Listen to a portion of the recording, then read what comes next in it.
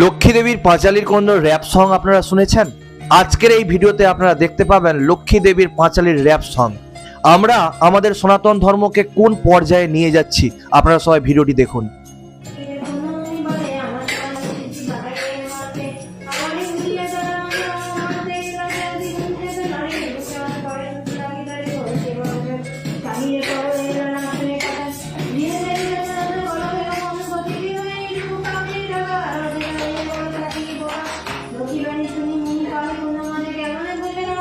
আমাদের সনাতন ধর্মের মায়েরা প্রতি বৃহস্পতিবার করে লক্ষ্মী দেবীর পাঁচালী পড়ে থাকে বাড়িতে, আর সেখানে তার সন্তান কি করছে না, তার সন্তান এরকম অভদ্রতা আমি করছেন, কিন্তু তার মা একবার তাকে কিন্তু থামাচ্ছেন না, কারণ রিলসের জন্য এই জিনিসটা করা হচ্ছে যাতে এটা ভাইরাল হয়।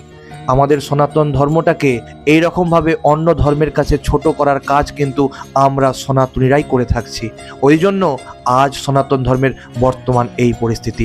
আপনারা অবশ্যই ভিডিওটিকে অনেক বেশি শেয়ার করুন এবং প্রতিবাদ জানান। জয় মা লক্ষ্মী।